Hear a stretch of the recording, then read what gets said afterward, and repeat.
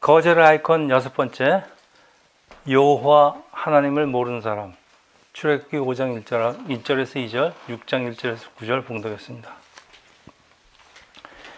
지난주에 우리 세상교회 밴을 레지스트레이션 리뉴하려고 모터베이커 오피스에 갔었는데, 소모벨에 있습니다. 제가 세상교회 목사라는 걸 증명하라고 합니다. 뱅크 스테이트먼트랑 몇 가지 서류 보여줬는데 그거 갖고 안 된대요. 그건 아무나 갖고 있을 때요. 그래서 비즈니스 카드를 갖고 내일 다시 오래요. 근데 이제 옆 창구에 이제 저하고 같이 줄을 서고 있던 미국 사람이 옆에서 듣고 있다가 그분 목사 맞다고 그래요. 그분 세상교회 목사 맞대요. 근데 그 옆에 있던 사람은 내가 세상교회 목사라는 걸 어떻게 지가 믿어요. 근데 왜 어떤 사람은 믿고 어떤 사람은 믿지 못하는 거예요? 그게 세상, 참 믿음이 뭘까요? 세상에 하나님이 없다고 세상 사람들은 믿죠? 근데 여러분은 하나님이 살아계시는 걸 어떻게 믿어요? 그냥 알죠? 그럼 도대체 이 안다는 건 뭐고, 도대체 이 믿음이란 건 뭐예요, 도대체? 어떤 사람은 왜 알고 어떤 사람은 몰라요? 근데 성경은 이 믿음의 정체를 확실하게 설명해 주는 구절이 있어요. 에베소서 2장 8절이에요. 너희는 그 은혜에 의하여 믿음으로 말미암아 구원을 받았으니 이것은 이제 믿음입니다. 너희에게 난 것이 아니고 하나님의 선물이라고 그랬어요. 믿음은 하나님의 선물입니다. 하나님한테 선물을 받은 사람은 그냥 믿어집니다. 저는 세례를 받고 마침 이때예요. 오순절 기간에 이 구절 갖고 묵상을 하다가 이 성경의 핵심 메시지를 깨닫게 됩니다. 그리고 저한테 완전히 성령 체험이 일어나는데, 믿음은 하나님이 구원을 주시기로 예정하신 사람에게 주시는 하나님의 선물이라는 성경의 가장 핵심 메시지입니다. 그러니까 하나님이 누구한테 믿음이라는 선물을 주시냐? 이게 바로 장로교에서 얘기하는 예정론, 그러니까 택함으로 이어지는 아주 중요한 교리입니다. 자, 그러면은 모세는 어떻게 하나님을 알게 되었을까요? 어떻게 하나님을 믿고 따르게 되었을까요? 40세 모세는 하나님에 대해서 들었죠. 근데 하나님을 만난 적은 없어요. 80세 모세는 하나님을 만나긴 했어요. 그런데 하나님의 능력은 알지 못했어요. 그런데 하나님 말씀에 순종하기로 작정하고 하나님을 배우게 됩니다. 우리는 보이지 않는 하나님을 어떻게 믿고 따를까요? 그냥 따를까요? 자, 믿음은 그냥 생겼다고 칩시다. 근데 뭘 확신이 있어야지 하나님 믿고 따라가야죠. 그 길이 쉽지 않은 길인데. 그래서 처음부터 순종한 사람은 드물어요. 하나님에 대해서 듣고, 먼저 듣는 게 중요합니다. 그 다음에 하나님을 따르면서 하나님과의 교제를 배우게 됩니다. 알게 된다는 얘기예요. 그리고 순종하는 것이 우리 신앙의 여정입니다. 그래서 우리 신앙의 여정이라는 건 하나님을 배워가는 우리의 기간, 그 시간이 신앙의 여정입니다. 자, 출애굽기 5장 1절에서 2절입니다. 그 후에 모세와 아론이 바로에게 가서 이르되 이스라엘 하나님 여호와께서 이렇게 말씀하시기를 내 백성을 보내라. 그러면 그들이 광야에서 내 앞에 절기를 지킬 것이라 하였나이다. 바로가 이르되 여호와가 누구이기에 내가 그의 목소리를 듣고 이스라엘을 보내겠느냐. 나는 여호와를 알지 못하니 이스라엘을 보내지 아니하리라. 이집트 왕이 여호와 하나님을 알 턱이 없어요. 그랬는데 이스라엘을 통해서 여호와 하나님에 대해서 듣다가 나중에 10가지 재앙과 그 홍해 사건을 체험하면서 하나님의 능력을 알게 되는 것은 모세와 똑같아요. 결국은 하나님을 알게 되는 건 똑같아요. 근데 그 결과는 완전히 다릅니다. 모세는 하나님한테 쓰임을 받지만은 바로는 비극으로 끝을 납니다. 이게 큰 차이입니다. 자, 오늘 본문에 6장입니다. 나는 여호와라는 말씀이 4번이 반복됩니다. 하나님이 나는 여호와를 4번 반복하세요. 자, 모세가 하나님 이름을 묻죠. 우리 지난 시간에. 그랬더니 하나님은 나는 여호와다. 그렇게만. 여호와란 뜻은 우리 지난 시간에 배웠대로 나는 스스로 있는 자. 하나님의 이름, 모세가 하나님 이름을 모르니까 하나님은 나는 스스로 있는 자라고 그러시는데 이거 하나님 이름일까요? 우주에 한 분밖에 없는 분이 이름이 필요할까요? 아니 그 이전에 왜 사람한테 이름을 지어줄까요? 구별하기 힘드니까. 이 딴 사람하고 구별하려고 그러는 거죠. 이제 애를 또 하나 낳으면 민족하고도 구별해야 되고, 네. 그래서 이름을 지어주는 거 아닙니까? 근데 하나님은 이름이 필요 없는 분이지 한 분밖에 없는데 무슨 이름이 필요해요? 하나님이지. 하나님 됐지 뭐 이름이 필요합니까? 자, 그래서 정확하게 얘기하면은 여호와는 하나님 이름이 아니라고 저는 생각합니다. 그건 하나님의 존재를 의미합니다. 하나님의 이름은 사람들이 여호와를 하나님의 이름으로 알고 있는데 저는 이름이라고 생각하지 않습니다. 이게 이제 여러분 아시겠지만 히브리어는 왼쪽에서 오른쪽으로 읽는 게 아니라 오른쪽에서 왼쪽으로 읽어갑니다.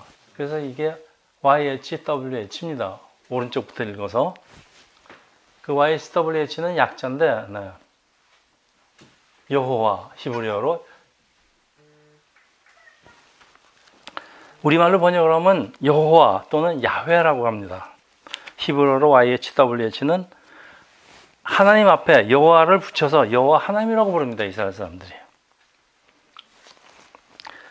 히브리어 YHWH는 모두 자음이에요. 모음이 없어요.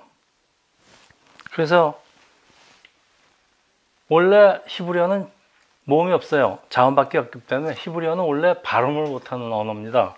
근데 나중에 이제 발음을 해야 되니까 나중에 거기다 모음을 새로 만들어냈습니다. 그런데 특별히 YHWH는 모음을 만들어내지 않아요. 그 이유가 발음하지 말라는 얘기예요. 하나님 이름을 망령되게 발음해서 부르지 말라는 얘기예요.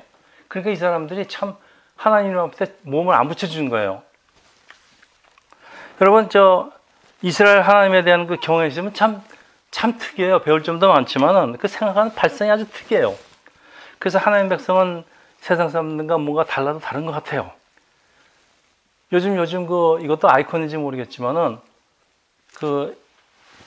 카카오톡 같은 데 보면 키역, 히읗 이런 거 하죠. 모음이 없어요, 여러분. 그 왜 그럴까요? 히브리어, 이제 우리나라 사람들도 상당히 성서적인 것 같긴 해요. 네. 히브리어 성경에 YHWH를 여호와라고 번역을 하죠, 일단. 그런데 이제 여호와란 뜻은 그 원어가요, 하야라는 건 영어로 to be예요. 그러니까 존재하답니다. 이게 동사에서 유래하는데 나는 스스로 존재하는 자라는 그 문장의 줄임말입니다. 이게. 근데 히브리 성경의 최초 그리스어 번역이 이제 70인경인데 여기에는 이제 하나님 이름을 여호와 이제 우리나라 성경에는 전부 다 여호와 하나님 이렇게 써 있지만은 그 사람들 생각에는 여호와 하나님이 함부로 이름을 부르는 것도 망령된다 그래갖고서는 번역을 그렇게 안 하고 키리어스, 그건 큐리어스라고, 그러니까 주님입니다. 큐리어스. 주님으로 번역하기 때문에 대부분의 현재의 오늘 영어 번역도 여호와라고 안 그래요. 그래서 더 로드입니다, 그냥. 그래서 영어 성경은 대부분 로드로 나와 있습니다. 네. 자, YHWH는 야훼 혹은 아도나이라고 발음하는데요. 뜻은 스스로 있는 자. I am who I am. 히브리어로 에히야, 아시아, 에히야. 네. I will be who I will be. 시간을 초월하고 우주 만물을 중에 유일하게 스스로 항상 존재하는 자라는 뜻으로 요한계시록은 이제도 계시고 전에도 계셨고 장차 오실 이라고 표현합니다. 시간이 없는 분이니까. 그래서 하나님은 영원히 스스로 계시는 분이고 전지전능한 하나님이고 신실하시고 변함이 없는 분, 사랑과 은혜가 풍성한 분. 네. 하나님은 스스로 존재하는 분이지 정오늘처럼 작품이 아닙니다. 네. 세상엔 오로지 두 종류의 사람만이 존재하는데 뭘까요? 네. 자, 어떤 사람은 남자와 여자라고 그러는 사람도 있어요. 좋은 사람, 나쁜 사람 그렇게 구별하는 사람도 있어요. 하나님을 아는 사람과 우리 믿는다는 것 그 이전에 하나님을 아는 사람과 모르는 사람. 그런데 그 엄청난 차이가 존재합니다. 뭐 알고 모르는 게 이렇게 중요할까요? 출애굽기 5장 6장에는 두 명의 주인공이 등장하는데 모세 그리고 이집트 왕 바로예요. 바로는 말이죠. 네. 그리고 실제로 이제 바로의 모습을 쟤네들이 이제 그 동상을 만들었습니다.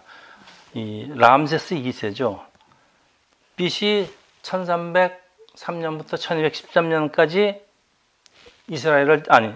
이집트를 지배했던 이집트 신왕국의 제19대 왕조의 3대 왕, 세 번째 왕입니다. 그래서 우리가 출애굽기를 보통 1250년, BC 1250년으로 보는 이유가 요 사이에 있습니다. 그래서 그리고 성경에는 분명히 람세스 2세라고 나와 있습니다.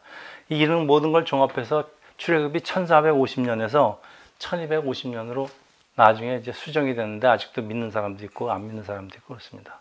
그러니까 이 왕의 이집트 역사에 다 나와 있기 때문에 이 가운데 들어갑니다. 1403년부터 1213년 사이에 BC 1250년이 들어가기 때문에 어떤 방법이 없습니다.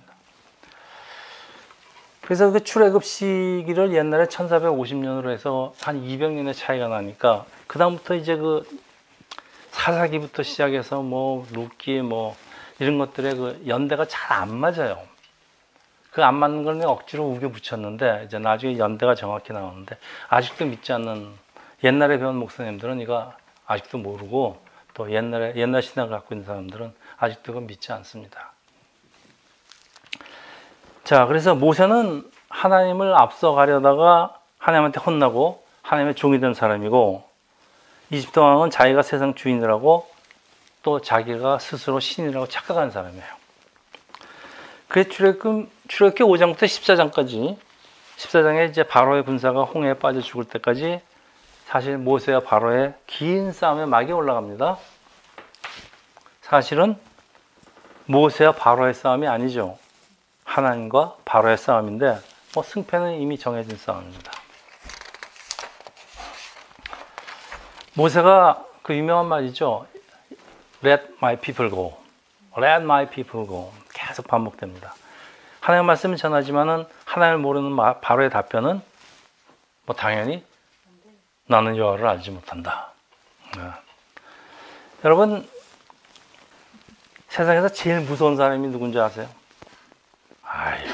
세상에 제일 무서운 사람이 막 가는 사람입니다. 막 가는 사람인데 죽겠다고 달려드는데 세상에서 제일 무서운 사람이 막 가는 사람이고요. 그 다음에 그보다 막 가는 사람보다 더 무서운 사람 누군지 아세요? 무지. 그렇지. 역시 목사님이 달라요. 뭐 모르는 사람. 왜 그럴까요? 막 가는 사람과 싸워서 이기는 적이 있을까요? 있습니다. 왜냐하면 힘으로 밀어붙이면 되니까. 그런데 모르는 사람과 논쟁에서 이기는 사람이 있을까요? 절대 없어요. 그래서 우리가 모르는 사람하고 싸우면 절대 못 이깁니다. 도대체 예수가 역사적 인물이라는 걸 증거를 나한테 보여주면 내가 한번 믿어보겠다 그래요. 무슨 방법이 있을까요? 없어요. 세상에는 예수님 족보가 없어요. 성경에만 있습니다. 그래서 하나님을 증거하면서 제일 많이 받는 질문이 대충 이런 겁니다. 하나님을 보여주면 내가 믿어보겠다. 여기 무슨 문제가 있을까요? 하나님은 영이시기 때문에 육체가 없어요. 보여드릴 재주가 없습니다. 그럼 어떡하죠? 여러분 하나님을 어떻게 믿게 됐어요? 근데 그냥 믿게 됐다 그러긴 하는데 하나님이 있다는 걸 어떻게 확신하세요? 네? 여러분이 하나님의 능력도 보고 성령의 역사를 내가 자꾸 체험을 하는 가운데 확신이 드는 겁니다. 자, 모세와 바로의 싸움, 하나님과 바로의 싸움이겠죠. 첫 번째 라운드는 모세가 참패합니다. 그리고 오히려 혹을 하나 더 붙여오죠. 이스라엘에게 벽돌에 쓸 집을 스스로 준비하라는 무거운 노역이 가해집니다. 모세는 바로가 그렇게 순순히 자기 말에 순종할 거라고 기대하지 않았습니다. 그래도 하나님이 개입을 하시니까 큰 어려움은 없을 거라고 생각을 했을지 모르지만은 그래서 모세는 하나님이 전한 대로 Let my people go 그러는데 상황은 점점 더 나빠집니다. 그러니까 이제 이스라엘 사람들이 모세와 아론을 저주하는데 나중에 아론은 어디로 도망갔는지 뭘 하는지 없어져 버리고요. 모세에게는 아무도 남아있지 않아요. 상황이 점점 나빠지는데 전능하신 하나님이 개입하시니까 사태는 오히려 점점 더 악화되는데 모세는 비난은 모세에게 쏟아지고 여러분 사실 이런 일들이 우리 믿음의 삶 가운데서 가끔 부딪히는 현상입니다. 제가 한동안 기도를 하면요. 응답이 오는데 즉시 옵니다. 거꾸로 와요. 기도 응답이 꼭 거꾸로 옵니다. 참 이상해요. 겁이 나서 기도를 못 하겠더라고요. 그랬더니 우리 여러분 잘 아시는 권태식 집사님이 자기도 그렇대요. 그게 어떤 때는요. 마귀가 먼저 기도를 마귀도 듣어요. 그래서 마귀가 먼저 하나님 응답하기 전에 지가 신속하게 응답을 합니다. 거꾸로. 그래서 조심해야 됩니다. 그 예수를 따르려고 하는데 상황이 점점 나빠지는 이유가 이 마귀가 듣고 있다가 먼저 공격을 해요. 근데 조금 기다리면 됩니다. 계속 기다리면요. 하나님이 이제 역사를 하시기 시작합니다. 여러분 아직 이런 경험이 없다면 아마 여러분이 정말 심각하게 기도를 시작하면 그런 일이 일어날 수도 있습니다. 그때 놀라지 마세요. 하나님이 안 계시는 게 아니고 마귀가 먼저 까부는 거예요. 자, 출애굽기 5장 22절, 6장 1절, 2절입니다. 모세가 여호와께 돌아와서 아뢰되 주여 어찌하여 이 백성이 학대를 당하게 하셨나이까? 어찌하여 나를 보내셨나이까? 여호와께서 모세에게 이르되 이제 내가 바로에게 하는 일을 내가 보리라. 자, 강한 손으로 말미암아 바로가 그들을 보내리라. 강한 손으로 말미암아 바로가 그들을 그의 땅에서 쫓아내리라. 하나님이 모세에게 말씀하여 이르시되 나는 여호와다. 여기 이제 강한 손 그리고 나는 여호와다. 즉 여호와의 강한 손이란 말이 나옵니다. 강한 손이 두 번이 반복됩니다. 요즘 말로 하면은 모세야 너 잠깐 뒤로 가 있어. 내가 다 할게. 내가 하나님이야. 그런 뜻이에요. 그래서 하나님이 일하시기에 가장 이상적인 때는 나의 힘으로 도저히 가망이 없다고 생각할 때, 그래서 두 손을 들고 높이 들고 하나님을 바라볼 때 이때입니다. 왜 그럴까요? 여러분 잘 아시죠? 모세가 아멜렉과 전쟁할 적에 손을 들면은 이스라엘이 이기고 모세가 손을 내리면은 아말렉이 이기고 우리가 손을 들 때 하나님이 직접 개입하기 시작했기 때문에 그래요. 그러니까 하나님의 능력이 함께하기 때문입니다. 그래서 오히려 여러분 상황이 막판으로 나쁜 상황으로 극한으로 갈 때가 그때가 여러분 반전이 일어나는 때입니다. 우리가 그때 손을 들면 하나님이 개입을 하십니다. 그 이어지는 7장부터 하나님은 10가지 재앙을 온 세상에 보여주시죠. 근데 이제 천지 만물을 만드시고 이적을 행하시는 하나님을 확실히 보여주는 게 바로 이제 그 유명한 출애굽기 14장입니다. 여러분 출애굽기 14장 뭔지 아시죠? 네. 이스라엘이 출애굽해서 홍해에 다다르는데 뒤에는 바로의 군사가 추격해오고 아픈 바다고 위는 요새고 밑은 사막이고 갈 데가 없어요. 이걸 보고 도간에 든 쥐라고 합니다. 또 진퇴양난입니다. 나아갈 수도 물러설 수도 없는 절대절명의 순간인데 이때 이제 모세가 방법 하나밖에 없어요. 손 드는 거. 그래서 그 홍해바다 앞에서 손을 쫙 들고 그냥 지팡이까지 들고 손 들고 그러니까 홍해바다가 쫙 갈라지는 그 유명한 역사이라는 거 아닙니까? 이게 출애굽기 클라이막스죠. 14장 13절에서 14장 이 구절이 저는 참 아주 그냥 이 구절을 읽을 때마다 가슴이 차요. 모세가 백성에게 이르되 너희는 두려워하지 말고 가만히 서서 여호와께서 오늘 너희를 위해서 행하시는 구원을 보라. 멋있잖아요. 너희가 오늘 본 애굽 사람을 영원히 다시 보지 아니하리라. 여호와께서 너희를 위해서 싸우시니 너희는 가만히 있을지어다. 하나님이 다 하시겠답니다. 우리가 손을 들 때. 이스라엘이 홍해 앞에 그 벼랑 끝에 서 있는 것 같지만 사실 하나님이 이스라엘을 벼랑 끝으로 몰고 오신 거예요. 일부러. 일부러. 왜? 결정적인 순간에 하나님의 능력을 보여주시게 하려고. 그래서 믿음이 자라게 하려고. 하나님이 우리를 신앙으로 인도하시는 하나님의 방법입니다. 우리가 이런 역사를 보면은 참 갑자기 아주 그냥 힘이 솟습니다. 신앙생활이 갑자기 활력이 생기고요. 여러분 이런 경험을 자주 해야 됩니다. 그러니까 여러분이 자주 손을 들어야 됩니다. 여러분이 자주 손을 들면 사람이 잘 나가고 있는데 손 든 사람 참 힘들어요. 잘 나가는데 손 듭니까? 여러분 자꾸 나쁜 일이 일어나야지, 사실은 여러분 자꾸 나쁜 일이 일어날 것 같아야지 자꾸 손을 들게 됩니다. 여러분, 아니 우리가 인생의 벼랑 끝에서 어떤 사람들은 그래도 끝까지 버티는 사람들이 있어요. 하나님 의지하려고 하지 않고. 그러면 이런 놀라운 하나님의 역사는 절대 경험할 수가 없습니다. 모세가 홍해 바다 앞에서 손을 안 들고 모세 지팡이를 안 들었으면 어떻게 됐을까요? 다 다시 잡혀갔을까요? 자, 여러분 하나님을 우리가 알아야 되는데 하나님을 경험하지 않고 어떻게 하나님을 알겠습니까? 여러분 하나님을 잘 모르는, 하나님을 들어서 아는 신앙생활, 이렇게 잘 모르는 신앙생활이에요. 알긴 아는데 잘 모르는. 이건 종교의식에, 기독교 종교의식에 묶여서 끌려가는 이 종교 노예생활이라고 그러죠. 좀 심하게 얘기하면. 그냥 억지로 하는 거야. 주일날 되면은 그냥 지켜야지 그러고 하고, 기도해야지, 새벽에 일어나서 새벽 기도해야지, 손 들고 찬양해야지, 뭐 헌금도 해야지, 이 아까운 돈.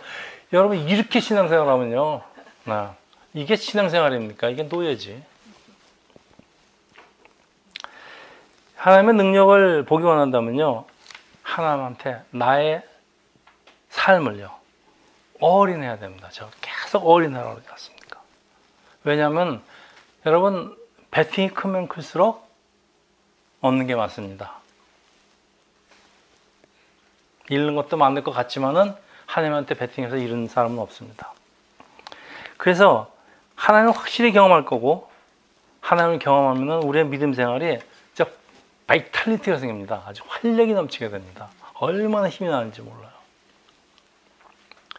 그런데 이 올인한다는 게 이게 말처럼 쉬운 게 아니에요. 여러분 지킬 거 많은 사람이 올인할 수 있을까요? 예수님이 부자 청년한테 너 가진 재산 다 팔고 오라 그랬어요. 왜 그랬을까요?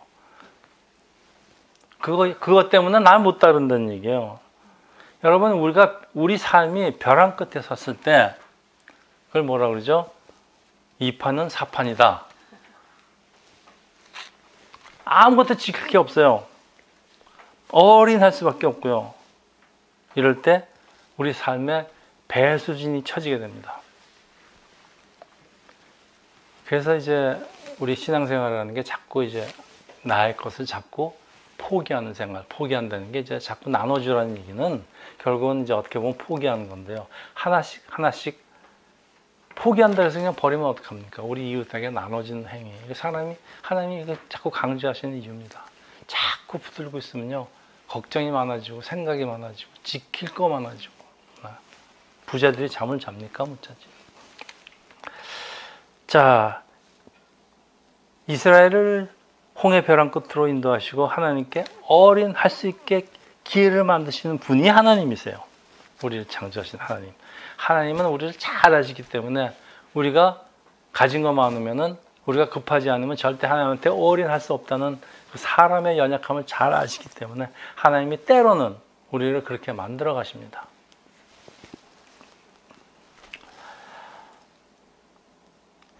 돈 많이 가지고 목사한다는 게 될까요? 목사가 저는 절대 안 된다고 생각합니다. 돈 가지고 목사 안 됩니다.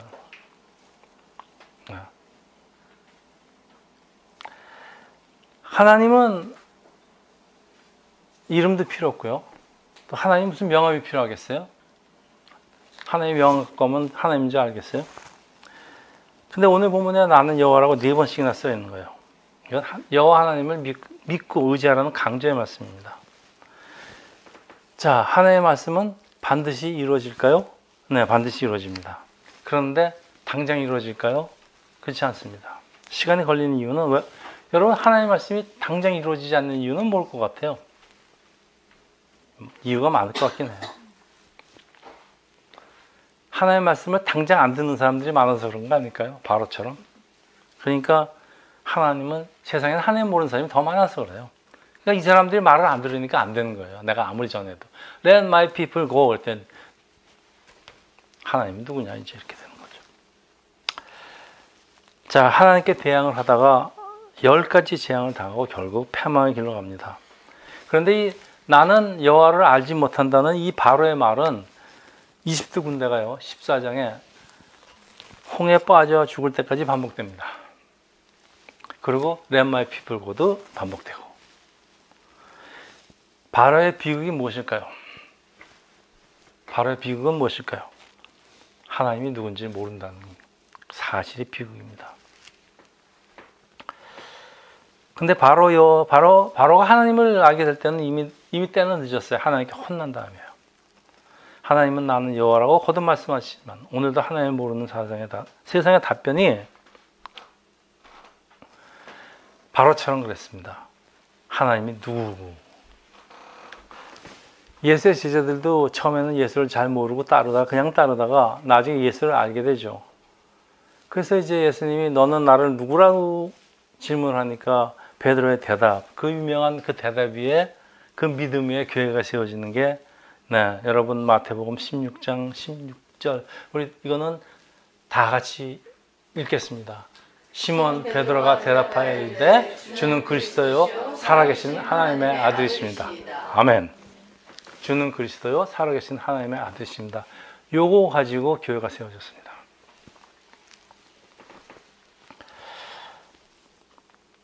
기독교는 예수를 살아계신 하나님의 아들, 구원자 하나님 그리스도로 받아들이고 따르겠다고 작정한 사람들의 모임입니다. 이것이 기독교입니다. 그리고 그 믿음 위에 세운 것이 교회입니다. 세상 사람들은 불평하는데 예수가 누구인지를 모르는 것이 내 잘못인가? 모르는 것이 왜 잘못인가를 따집니다. 내가 몰라서 그랬는데. 근데 예수를 모르는 게 불행이고 예수를 아는 것이 축복입니다. 여러분, 그 유명한 히브리 동사 야다라는 뜻 다 아시죠? 야다, 알다. 네. 그건 하나님을 구체적으로 경험한다는 뜻입니다. 그냥 아는 게 아니고. 그래서 하나님이신 예수를 올바로 아는 것과 모르는 것의 차이는 생명과 죽음의 차이예요. 네. 여러분이 예수를 몰랐다고 난 예수를 몰라서 못 믿었다. 네. 얘기가 안 됩니다. 자, 그러면 모세는 어떻게 하나님을 알게 되고 여호와 하나님을 알게 되고 또 따르게 되었을까요? 첫째, 어머니 요백의 품 안에서 자라는 동안에 여호와 하나님에 대해서 들었을 것이에요. 그리고 모세는 점점 하나님의 일을 하겠다는 열정이 자라나기 시작합니다. 로마서 10장 17절입니다. 그러므로 믿음은 들음에서 나며 들음은 그리스도의 말씀으로 말미암았느라. 자, 들어야 됩니다. 들으려면 누군가 전파하는 사람이 있어야 됩니다. 둘째, 호렙산 떨기나무 가운데서 하나님이 모세를 찾아오신 것은 순전히 하나님의 은혜의 결과죠. 하나님의 선물입니다. 그래서 하나님을 만나고 하나님을 배우고 하나님을 알게 되는 것은 순전히 하나님의 은혜이기는 하지만, 네, 이게 교리입니다. 그렇지만은 사람은 또 할 일이 있다고 저는 생각을 합니다. 사람은 하나님을 간구해야 됩니다. 하나님은 하나님을 열심히 간구하는 사람을 찾는다고 그러셨습니다. 그래서 하나님을 진정으로 예배하는 사람을 찾으십니다. 여러분, 하나님한테 그냥 건성으로 예배하는 사람과 억지로 예배하는 사람을 찾으시겠습니까? 하나님을 진정으로 알고 싶어서 나는 주님을 알기 원하네. 우리 찬양 같이 하지 않았습니까? 주님을 진정으로 마음속으로 알기를 원하는 사람한테 하나님은 자신을 보여주십니다. 하나님이 보여주시기 전에는 절대 우리는 하나님을 알 수가 없습니다. 하나님이 자꾸 보여주십니다. 셋째, 하나님의 명령을 성실하게 수행하는 가운데서 모세와 이스라엘을 살피고 인도하신 하나님에 대해서 더 잘 알게 되었습니다. 하나님의 뜻을 따르면서 하나님의 뜻을 따르다가 보면서 하나님이 점점 하나님에 대해서 얼마나 좋으신 분이라는 것을 알게 되는 것입니다. 자, 이제 말씀을 마치겠는데, 여러분, 모세와 바로의 근본적인 차이는 뭐라고 생각하세요? 아는 것과 알지. 그렇죠. 아는 것과 하나님을 모르는 겁니다. 뭐 키나 몸무게나 뭐 이런 차이가 아닙니다. 바로는 살쪘을 거고 모세는 비쩍 말랐을 거 아니겠습니까? 모세는 여호와 하나님이 누군지를 아는 사람이고 바로는 모르는 사람인데, 문제는 그들이 세상을 사는 방식이 크게 달라집니다. 이거는 오늘의 세상에서 일어나는 현상이에요. 그래서 여호와 하나님을 아는 지식은 이 믿음, 모든 이 믿음의 시작입니다. 모세가 Let my people go라는 하나님의 말씀을 전하지만 즉시 이루어지지 않는 것은 아까 말씀드렸지만 세상은 하나님을 모르는 이집트 왕 같은 사람들이 많기 때문에 그래요. 세상은 죄와 권세가 주장하는 것이고 우리 육신은 그 세상 속에 속해 있습니다. 그런데 우리는 세상에 속한 자가 아니기 때문에 세상과 반대 길을 가야 되는데, 주님은 이것을 좁은 길이요 그렇지만 진리의 길이라고 그러셨습니다. 하나님의 약속은 믿음으로 기다려야 됩니다. 시간은 우리의 생각보다 항상 느리게 나갑니다. 그러나 우리가 하나님을 올바로 경험한다면 아무리 험한 길에도, 아무리 시간이 늦게 가더라도, 어떤 상황 속에도 하나님을 기뻐하게 되고 결국은 승리하는 삶을 살아낼 수가 있습니다. 자, 무엇보다도 하나님을 올바로 아는 것이 중요한데, 여러분, 하나님을 아는 것과 하나님에 대해서 아는 것과 큰 차이가 있습니다. 하나님을 모르는 사람이 세상에 어디 있습니까? 그렇지만 하나님을 올바로 아는 사람이 얼마나 과연 있겠습니까? 하나님과 같이 살아보지 않으면 하나님에 대해서 알 수가 없죠. 네. 저 남자에 대해서, 저 여자에 대해서 정말 정말 많이 알기 위해서는 부부가 돼서 같이 사는 것밖에 더 있겠습니까? 출애굽기는 이집트 노예로부터 불려나와서 하나님에 대해서 배우는 시간이 이게 출애굽기입니다. 그리고 이 땅에서 크리스찬 삶은 뭐겠습니까? 출세상에서, 세상으로부터 나와서 하나님에 대해서 배우는 시간이에요. 이게 우리 신앙의 여정입니다, 이게. 네. 근데 여러분이 하나님에 대해서 올바로 알지 못한다면 뭡니까? 여러분 아직 출세상 못한 거죠? 그럼 출세상 못했으면 뭡니까? 아직 세상에 노예로 살고 있는 사람들입니다. 교회 다니면서 세상에 노예로 살고 있는 사람이 얼마나 많은지 모르겠습니다. 세상 노예에서 불려나와서 예수를 따른 제자의 증언이 그 유명한 요한 1서 1장에서 3장입니다. 태초부터 있는 생명의 말씀에 관하여는 우리가 들은 바요, 눈으로 본 바요, 자세히 보고 우리의 손으로 만진 바라. 네, 예수를 손으로 만졌답니다. 이 생명이 나타나신 바 된지라. 이 영원한 생명을 우리가 보았고 증언하여 너에게 전하노니 이는 아버지와 함께 계시다고 우리가 나타나신 바 된 이신이라. 우리가 보고 들은 바로 너에게 전하면 너희로 우리와 사귐이 있게 하려 함이니. 예, 우리가 전도하니는 그 전도 받는 사람부터 우리와 사귐이 있게 하라고. 그리고 그 사귐은 아버지와 그 아들 예수 그리스도와 더불어 누림이라. 그 사귐은 하나님 아버지를 그리고 예수 그리스도를 그 사람들과 같이 누리기 위함입니다. 이게 전도의 목적입니다, 여러분. 이 땅에 오신 하나님 예수를 직접 경험하고 예수께 총애를 받던 제일 나이 어렸던 그 예수님 품에 항상 안겨있던 제자, 그 어린아이 제자 요한이라고 사람들은, 학자들은 이제 요한일서의 저자를 그렇게 얘기합니다. 그 증언이에요.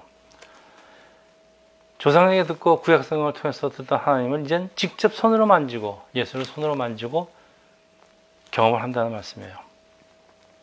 그래서 생명이신 하나님을 보고 전하는 것은 처음부터 항상 하나님과 함께 계시다가 우리에게 오신 제2격 하나님 예수를 전한다는 말씀입니다. 그래서 유명한 속담이 있죠. Seeing is believing. 눈으로 보는 것이 믿는 것이다 라는 속담이 있죠. 모세와 이스라엘은 말로만 듣던 하나님을, 또 하나님이 행하는 수많은 이적을 통해서 하나님을 경험하고 배우게 되는데, 하나님의 백성에게는 하나님을 배우는 것보다, 하나님을 경험하는 것보다, 하나님에 대해서 아는 것보다 더 중요한 것은 없습니다. 사실. 이것이 우리가 성경을 자꾸 열심히 읽는 이유고, 기도하면서 하나님을 예배하는 가운데서 우리는 하나님을 점점 더 알아가게 됩니다. 그리고 하나님 모르는 이웃에게 예수를 전하고 나누고 더불어 누리는 것을 우리가 전도하고 있습니다. 여러분, 전도 많이 하시고 예수를 사랑하는 이웃과 항상 하나님과 예수, 성령님을 나누시기를 우리 주 예수 그리스도 이름으로 축원합니다. 기도하겠습니다. 할렐루야. 하나님 아버지, 오늘은 하나님을 아는 사람, 모르는 사람의 차이를 우리가 배웠습니다. 하나님을 믿고 따르며 하나님의 놀라운 능력을 우리가 보고 듣고 체험하면서 우리가 하나님을 기뻐하면서 우리 하나님이 우리에게 주신 그 명령을 순종하면서 우리 하나님을 따라가고 예수를 따르는 귀한 세상교회 성도들 되기를 예수의 이름으로 축원합니다.